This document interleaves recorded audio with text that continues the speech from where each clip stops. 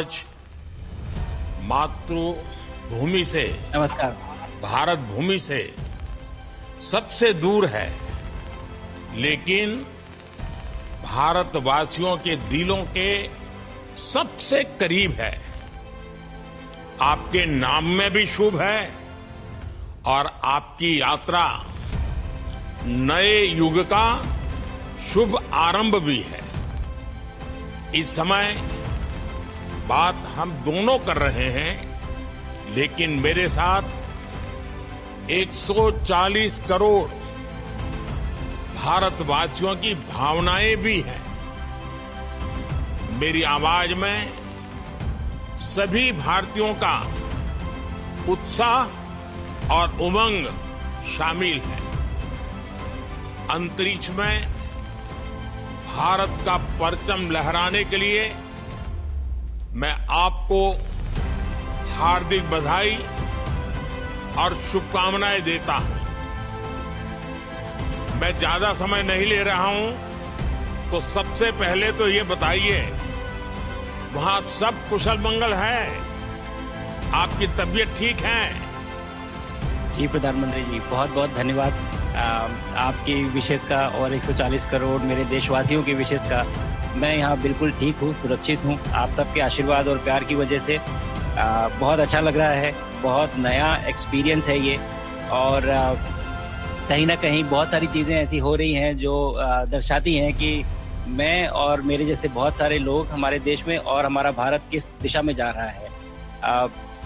ये जो मेरी यात्रा है, ये पृथ्वी से ऑर्बिट की 400 किलोमीटर तक की जो छोटी सी यात्रा है, ये सिर्फ मेरी नहीं है। मुझे लगता है कहीं ना कहीं हमारे देश की भी यात्रा है। बिकॉज जब मैं छोटा था, मैं कभी सोच नहीं पाया कि मैं एस्ट्रोनॉट बन सकता हूँ, लेकिन मुझे लगता है आपके नेतृत्व में आज का भारत ये मौका देता है और उन सपनों को साकार करने का भी मौका देता है। तो ये बहुत बड़ी उपलब्धि है मेरे लिए, और मैं बहुत गर्व फील कर रहा हूँ कि मैं यहाँ पे अपने देश का प्रतिनिधित्व कर पा रहा हूँ। धन्यवाद प्रधानमंत्री। शुभ। आप दूर अंतरिक्ष में है, जहां ग्रेविटी ना के बराबर है, पर हर भारतीय देख रहा है कि आप कितने डाउन टू अर्थ है। आप जो गाजर का हलवा ले गए हैं, क्या उससे अपने साथियों को खिलाया? जी प्रधानमंत्री जी, ये कुछ चीज़ें मैं अपने देश की खाने की लेके आया था, जैसे गाजर का हलवा, मूंग दाल का हलवा और आमरस। और मैं चाहता था कि ये बाकी भी जो मेरे साथी हैं, बाकी देशों से जो आए हैं, वो भी इसका स्वाद लें और चखें, जो भारत का जो रिच कलिनरी हमारा जो हेरिटेज है उसका एक्सपीरियंस लें। तो हम सभी ने बैठ के इसका स्वाद लिया साथ में, और सबको बहुत पसंद आया। हैं कि कब वो नीचे आएंगे और हमारे देश आए और इनका स्वाद ले सके हमारे साथ। शुभ। परिक्रमा करना भारत की सदियों पुरानी परंपरा है। आपको तो पृथ्वी माता की परिक्रमा का सौभाग्य मिला है। अभी आप पृथ्वी के किस भाग के ऊपर से गुजर रहे होंगे? जी प्रधानमंत्री जी, इस समय तो मेरे पास ये इंफॉर्मेशन उपलब्ध नहीं है, लेकिन थोड़ी देर पहले मैं खिड़की से, विंडो से बाहर देख रहा था, तो हम लोग हवाई के ऊपर से गुजर रहे थे। और हम दिन में 16 बार परिक्रमा करते हैं, 16 सूर्योदय और 16 संन्यास, सनराइज और सनसेट हम देखते हैं ऑर्बिट से। और बहुत ही अचंभित कर देने वाला ये पूरा प्रोसेस है। इस परिक्रमा में, इस तेज गति में, जिस हम इस समय करीब 28,000 किलोमीटर प्रति घंटे की रफ्तार से चल रहे हैं आपसे बात करते वक्त, और ये गति पता नहीं चलती क्योंकि हम तो अंदर हैं, लेकिन कहीं ना कहीं ये गति जरूर दिखाती है कि हमारा देश कितनी गति से आगे बढ़ रहा है इस समय, कि हम यहाँ पहुंचे हैं और यहाँ से और आगे जाना है। अच्छा शुभ, अंतरिक्ष की विशालता देखकर सबसे पहला विचार क्या आया आपको? प्रधानमंत्री जी, सच में बोलो तो जब पहली बार हम लोग ऑर्बिट में पहुंचे, अंतरिक्ष में पहुंचे, तो पहला जो व्यू था वो पृथ्वी का था। और पृथ्वी को बाहर से देख के जो पहला ख्याल और पहला जो थॉट मन में आया वो ये था कि पृथ्वी बिल्कुल एक दिखती है। मतलब बाहर से कोई सीमा रेखा नहीं दिखाई देती, कोई बॉर्डर नहीं दिखाई देता। और दूसरी चीज जो बहुत नोटिसेबल थी, जब पहली बार भारत को देखा तो हम मैप पे पढ़ते हैं भारत को, हम देखते हैं बाकी देशों का आकार कितना बड़ा है, हमारा आकार कैसा है, वो मैप पे देखते हैं, लेकिन वो सही नहीं होता क्योंकि वो एक हम 3D ऑब्जेक्ट को 2D यानी पेपर पे हम उतारते हैं। भारत सच में बहुत भव्य दिखता है, बहुत बड़ा दिखता है, जितना हम मैप पे देखते हैं उससे कहीं ज़्यादा बड़ा। और जो वननेस की फीलिंग है, पृथ्वी की वननेस की फीलिंग है, जो हमारा भी मोटो है कि अनेकता में एकता, वो बिल्कुल उसका महत्व ऐसा समझ में आता है बाहर से देखने में कि लगता है कि कोई बॉर्डर एग्जिस्ट ही नहीं करता, कोई राज्य नहीं एग्जिस्ट करता, कंट्रीज नहीं एग्जिस्ट करती। फाइनली हम सब ह्यूमैनिटी का पार्ट है और अर्थ हमारा एक घर है और हम सब के सब उसके सिटीजन्स हैं। शुभांशु, स्पेस स्टेशन पर जाने वाले आप पहले भारतीय हैं। आपने जबरदस्त मेहनत की है, लंबी ट्रेनिंग करके गए हैं। अब आप रियल सिचुएशन में है, सच में अंतरिक्ष में है। वहां की परिस्थितियां कितनी अलग हैं, कैसे एडप्ट कर रहे हैं? यहाँ पे तो सब कुछ ही अलग है प्रधानमंत्री जी। ट्रेनिंग की हमने पिछले पूरे 1 साल में, सारे सिस्टम्स के बारे में मुझे पता था, सारे प्रोसेस के बारे में मुझे पता था, एक्सपेरिमेंट्स के बारे में मुझे पता था, लेकिन यहाँ आते ही सडनली सब चेंज हो गया। बिकॉज हमारे शरीर को ग्रेविटी में रहने की इतनी आदत हो जाती है कि हर एक चीज उससे डिसाइड होती है। पर यहाँ आने के बाद चूंकि ग्रेविटी माइक्रो ग्रेविटी है, एब्सेंट है, तो छोटी छोटी चीजें भी बहुत मुश्किल हो जाती हैं। अभी आपसे बात करते वक्त मैंने अपने पैरों को बांध रखा है, नहीं तो मैं ऊपर चला जाऊंगा। माइक को भी तो भी ये ऐसे फ्लोट करता रहता है। पानी पीना, पैदल चलना, सोना बहुत बड़ा चैलेंज है। आप छत पे सो सकते हैं, आप दीवारों पे सो सकते हैं, आप जमीन पे सो सकते हैं। तो पता सब कुछ होता है प्रधानमंत्री जी, ट्रेनिंग अच्छी है, लेकिन वातावरण चेंज होता है तो थोड़ा सा यूज्ड टू होने में 1-2 दिन लगते हैं, बट फिर ठीक हो जाता है। भारत की ताकत साइंस और स्पिरिचुअलिटी दोनों है। आप अंतरिक्ष यात्रा पर हैं, लेकिन भारत की यात्रा भी चल रही होगी, भीतर में भारत दौड़ता होगा। क्या उस माहौल में मेडिटेशन और माइंडफुलनेस का लाभ भी मिलता है क्या? जी प्रधानमंत्री जी, मैं बिल्कुल सहमत हूँ। मैं कहीं ना कहीं ये मानता हूँ कि भारत ऑलरेडी दौड़ रहा है और ये मिशन तो केवल एक पहली सीढ़ी है उस एक बड़ी दौड़ का, और हम जरूर आगे पहुंच रहे हैं और अंतरिक्ष में हमारे खुद के स्टेशन भी होंगे और बहुत सारे लोग पहुंचेंगे। और माइंडफुलनेस का भी बहुत फर्क पड़ता है। बहुत सारी सिचुएशंस ऐसी होती हैं नॉर्मल ट्रेनिंग के दौरान भी या फिर लॉन्च के दौरान भी, जो बहुत स्ट्रेसफुल होती है, और माइंडफुलनेस से आप अपने आप को उन सिचुएशंस में शांत रख पाते हैं और अपने आप को काम रखते हैं, अपने आप को शांत रखते हैं, तो आप अच्छे डिसीजन ले पाते हैं।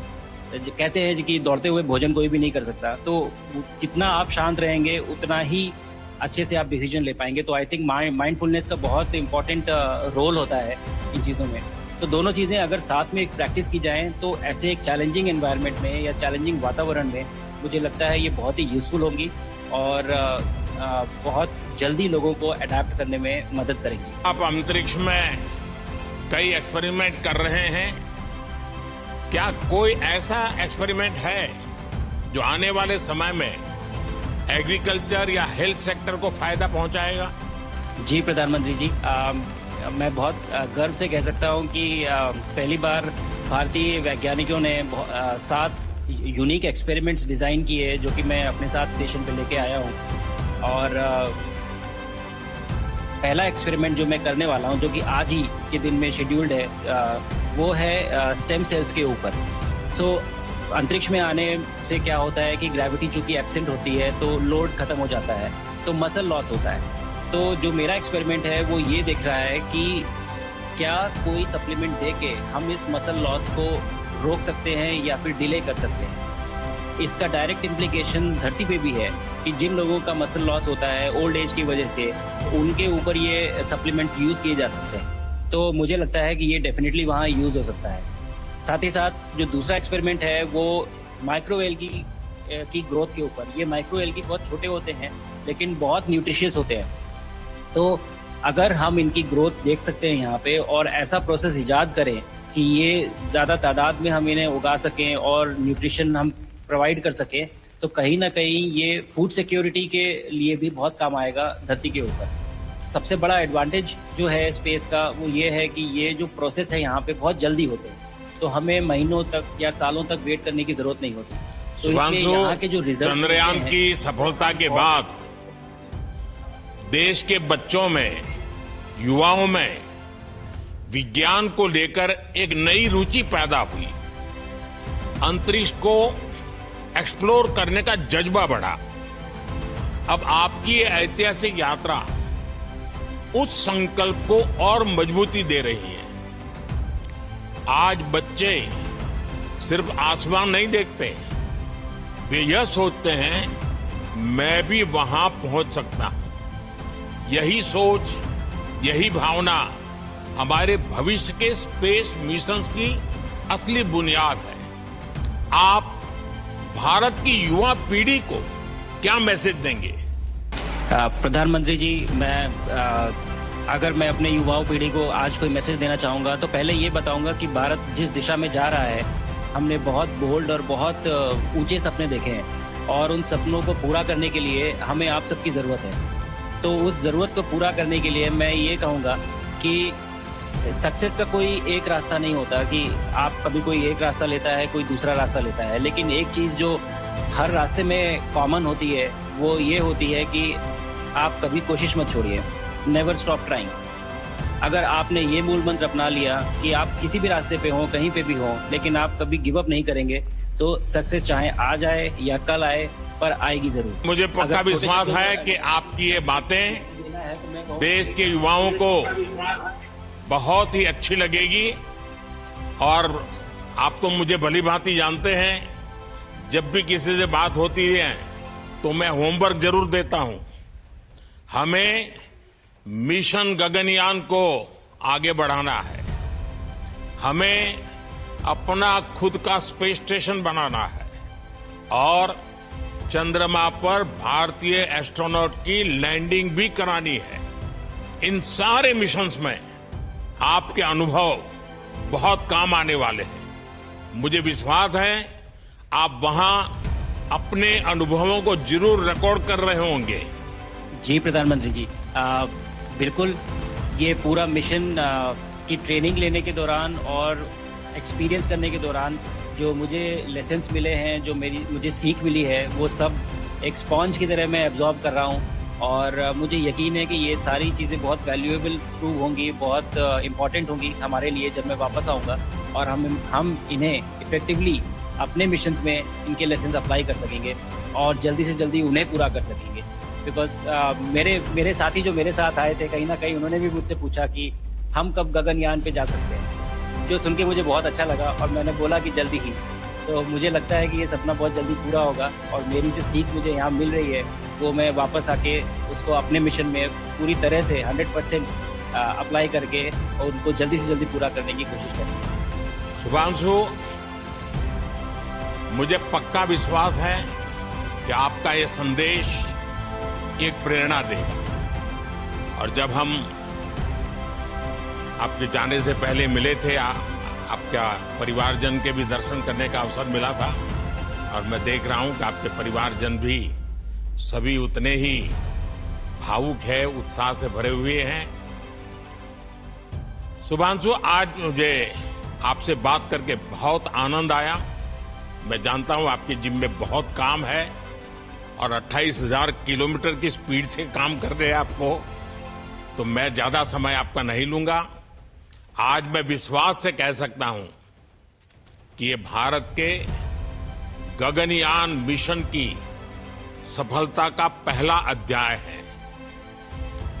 आपकी यह ऐतिहासिक यात्रा सिर्फ अंतरिक्ष तक सीमित नहीं है, यह हमारी विकसित भारत की यात्रा को तेज गति और नई मजबूती देगी। भारत दुनिया के लिए स्पेस की नई संभावनाओं के द्वार खोलने जा रहा है। अब भारत सिर्फ उड़ान नहीं भरेगा, भविष्य में नई उड़ानों के लिए मंच तैयार करेगा। मैं चाहता हूं, कुछ और भी सुनने की इच्छा है आपके मन में, क्योंकि मैं सवाल नहीं पूछना चाहता। आपके मन में जो भाव है, अगर वो आप प्रकट करेंगे, देशवासी सुनेंगे, देश की युवा पीढ़ी सुनेगी, तो मैं भी खुद बहुत आतुर हूं कुछ और बातें आपसे सुनने के लिए। धन्यवाद प्रधानमंत्री जी।